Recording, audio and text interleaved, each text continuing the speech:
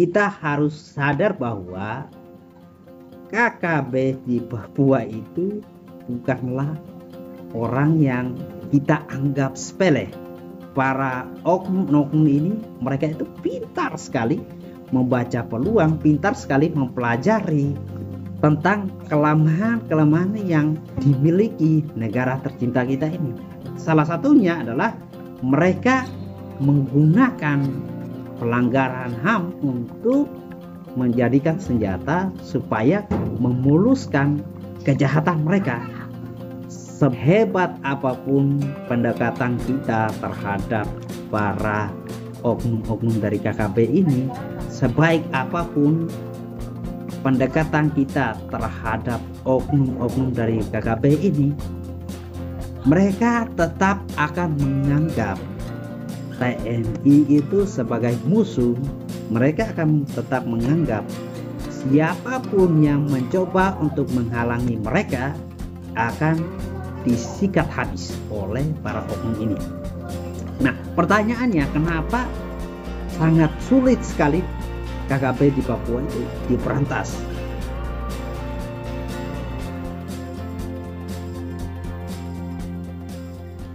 Halo teman-teman semua, saya Fonseca. Bagaimana kabar kalian semua? Kasus yang lagi viral beredar di masyarakat tentang TNI siksa warga sipil. Tentu saja aksi ini menuai kritikan dari berbagai pihak. Salah satunya dari BEM UI yang menulis TNI aniaya sipil, hentikan pelanggaran HAM di Papua. Rupanya kritikan yang dilayangkan oleh BEM UI ini mendapat respon langsung dari TNI yang bertugas di Papua. Ada beberapa oknum TNI yang menantang BEM UI untuk bersedia KKN di Papua. Bahkan seorang YouTuber kondang, Bobon Santosa, dia menantang BEM UI untuk KKN di Papua di daerah yang sudah ditentukan, dengan catatan dia memberikan iming-iming yang menggiurkan, yakni pendapatannya selama 2 tahun dari YouTube itu akan diberikan ke mahasiswa yang bersedia dan siap untuk melakukan KKN di Papua. Ada pengusaha rental mobil di Papua juga bersedia, kalau ada mahasiswa dari BEM UI ini KKN di Papua, dia siap untuk antar jemput mahasiswa BEM UI ini KKN di pegunungan Papua. Kalau kita mengkritik apa yang dilakukan oleh TNI di Papua itu, ya kita mengkritik di saat situasi kita sedang ya aman-aman, kita mengkritik dari jauh. Berbeda dengan anggota TNI yang bertugas langsung di daerah pedalaman di pegunungan Papua. Itu situasinya sangat berbeda sekali. Kita tidak bisa langsung main menghakimi atau langsung saja mengambil sebuah kesimpulan untuk memojokkan TNI atau berpihak ke salah satu kelompok saja. Nah, kritikan yang dilayangkan oleh BEM UI ini tidak salah karena kita melihat bahwa beberapa tahun terakhir ini ada beberapa kasus yang diduga itu pelanggaran HAM itu terus terjadi. Masalah urusan kelompok separatis di Papua atau KKB itu bukanlah hal yang mudah. Padahal kan negara Indonesia ini punya anggota TNI itu sangat banyak sekali. Kalau mereka diterjunkan langsung saja, itu bisa satu kali selesai.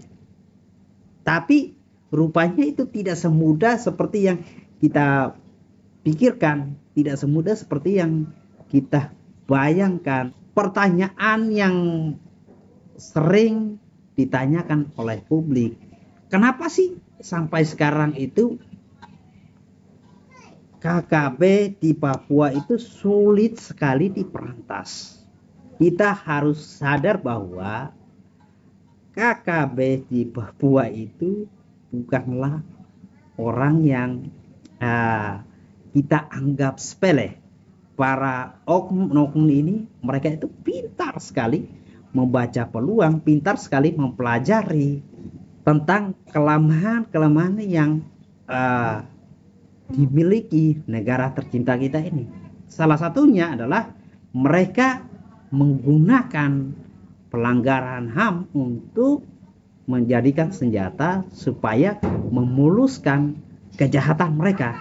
KKB ini sering sekali melakukan kekerasan terhadap warga sipil. Bahkan mereka tidak segan-segan untuk membunuh warga sipil dan aparat negara seperti TNI, polisi. Mereka itu tidak segan-segan. Nah, yang saya mau bilang bahwa untuk memberantas KKB di Papua itu tidak semudah seperti yang kita bayangkan.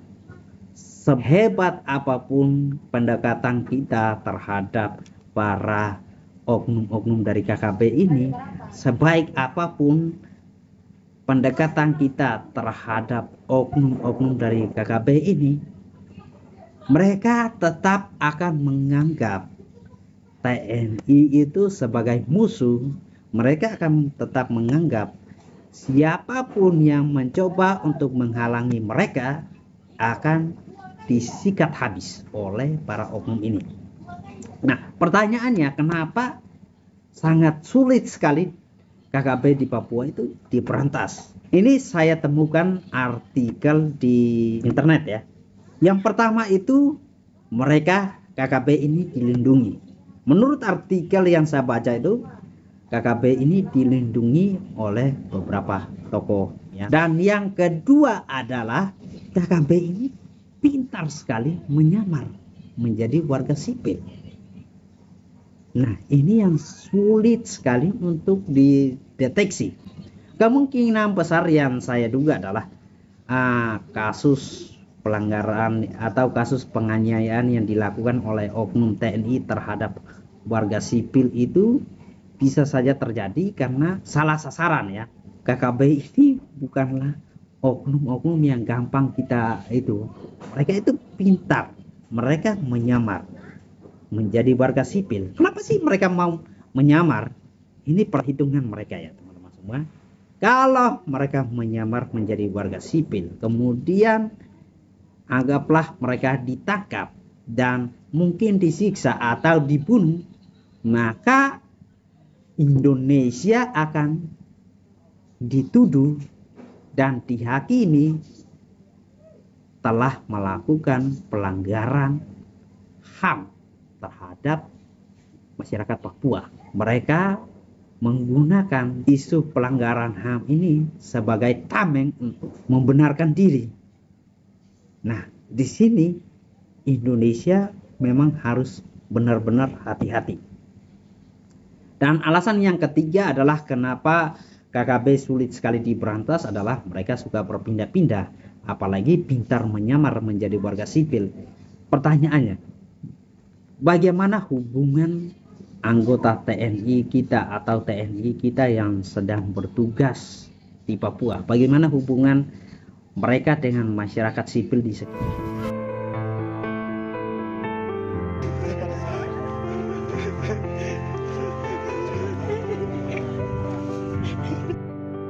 Warga di wilayah Pegunungan Tengah, tepatnya di Kabupaten Lanijaya, tak kuasa menahan tangis saat melepas anggota prajurit TNI dari Yonif Mekanis Rider 412 Barata Eka Sakti.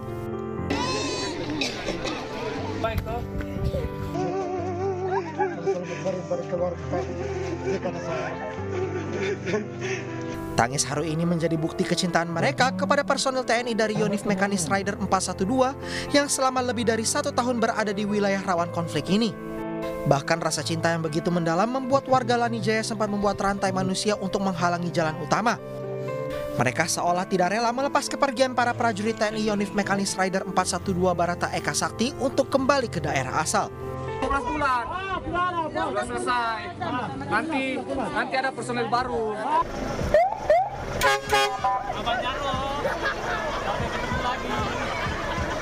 1 tahun sudah pengabdian prajurit TNI dari Yonif Mekanis Rider 412 Barata Eka Sakti di Pegunungan Tengah.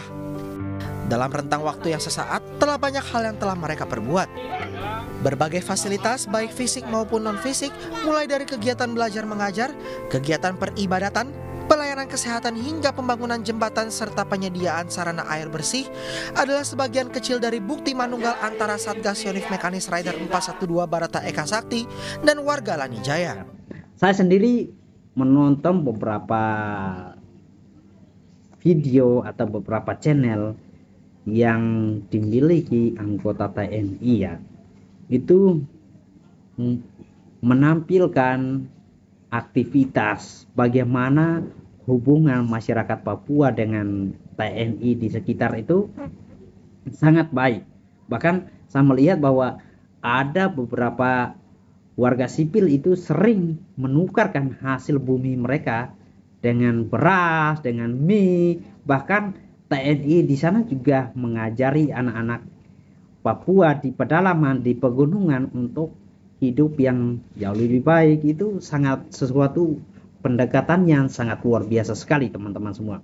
Tanggapan dari masyarakat Papua sendiri tentang KKB itu juga mereka menentang keras aksi kekerasan yang dilakukan oleh KKB di Papua. Bahkan mereka mengatakan bahwa oknum KKB di Papua itu bukanlah warga Papua. Bahkan masyarakat Papua sendiri tidak suka dengan aksi-aksi yang mencoret nama baik Papua sendiri.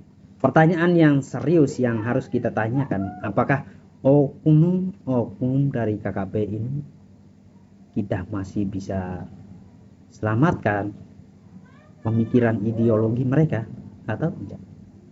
Indonesia harus mengambil langkah yang bijaksana untuk menangani isu ini, karena posisi Indonesia itu sangat sulit sekali teman-teman semua. Ketika Indonesia mau menggerakkan seluruh anggota TNI untuk memberantas KKB yang ada di Papua, kemungkinan besar negara-negara di luar yang mungkin tidak suka dengan Indonesia akan mengambil kesempatan ini untuk menuduh Indonesia sebagai negara yang melakukan pelanggaran HAM terhadap warga di Papua. Tapi kalau Indonesia diam-diam saja, juga ada banyak warga sipil di Papua yang terus berjatuhan. Posisi Indonesia itu sangat sulit sekali. Mau memberantas KKB nanti dibilang pelanggaran HAM.